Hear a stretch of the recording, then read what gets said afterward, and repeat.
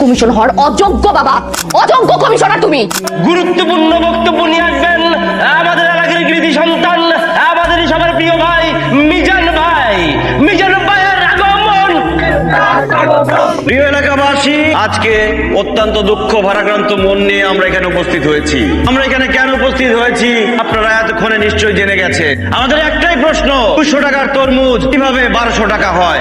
এক মিনিট, আপনার যেটা মনে হয় আপনি সেটা করতে পারেন। মাইক নিয়ে এসব চিল্লাইতে না সবাই পারে, কিন্তু এলাকাটা সবাই নিয়ন্ত্রণ করতে পারে না। আর আপনি কি বললেন আমার বাবার আসতে হবে? আমার বাবা এখানে এসে আপনাকে জবাব দিয়ে যাবে। তোমার আব্বার ভাড়া করা গুন্ডারা আমাদেরকে মায়েরা কি করছে, হাত পা সব ভাঙে দিচ্ছে। সবটা মিথ্যা কথা বলবেন না আমাকে। আমার বাপ তো এখানে ছিলই না, কেন অপবাদ দিচ্ছেন? তোমার বাবার যাওয়া লাগে সেখানে, তুমি চলে আসার পর তোমার বাবার গুন্ডারা গিয়ে আমাদের সবাইকে মারছে। কোনো প্রমাণ আছে যে আমার বাপের লোকজন মারছে? আমরাই তো প্রমাণ, আরো প্রমাণ লাগবে। আপনার তো মিথ্যুক, ভণ্ড। আর আপনার যেসব কাজকর্ম করে বেড়ান না, আপনাদের তো এলাকার লোকজন যে পিটায় পুলিশের কাছে দেন, এটা আপনাদের 14 গোষ্ঠীর ভাগ্য। জীবনেও না আমরা এলাকার উন্নয়নের জন্য কথা বলি, আমাদেরকে কেন এলাকার লোকজন মারবে, পুলিশে দিবে? উন্নয়নের কাজ করলে এই অবস্থা হয়? যাই হোক, ও একটা কথা বলতে আসছে। হ্যাঁ, আমি তোমাকে অনেক ভালোবাসি। তুমি শুধু একবার আমার হাতটা ধরো, সারা জীবন তোমার হাতটা ছাড়বো না। হাত ছাড়বেন না? হাতটা ধরতে পারছেন কখনো? আপনি যদি পৃথিবীর একমাত্র পুরুষ হন না, তারপর আমার হাতটা আমি আপনাকে দিব না। আমি আপনাকে ভালোবাসবো না। শোনো, আমি রাস্তার ছেলে হই আর কমিশনার হই, আগে যেমন ছিলাম এখনো তেমনই থাকবো। আমি আগে ভালোবাসছি তোমারে, এখনো ভালোবাসি, ভবিষ্যতে ভালোবাসবো।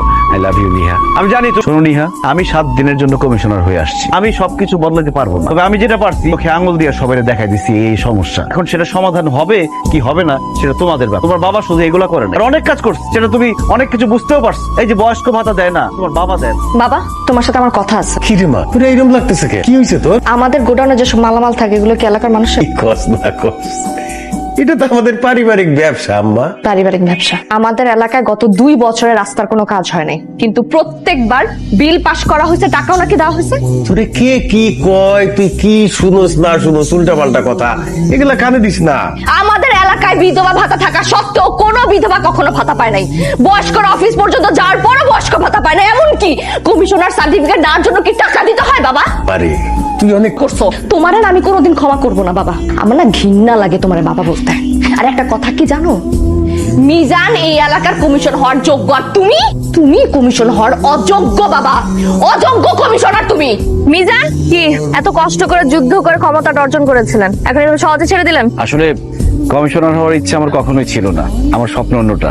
আমি শুধু চেয়েছিলাম যোগ্য জনপ্রতিনিধি হোক। কিন্তু আমি যেটা বুঝলাম, শুধু জনপ্রতিনিধি যোগ্য হলে হবে না, জনগণকেও যোগ্য হতে হবে, নাহলে দেশের উন্নতি হবে না। তো এখন কি করবেন? আগের মতো ভেগাবন্ড হয়ে ঘুরে বেড়াবেন? এখানে মারামারি, ওখানে ঝগড়াঝাটি, এসব? কেন ঘুরে বেড়াবো কেন? আমার স্বপ্ন আছে না, স্বপ্ন পূরণ করবো। কি স্বপ্ন? আমার স্বপ্ন তো একটাই, তোমাকে বিয়ে করা।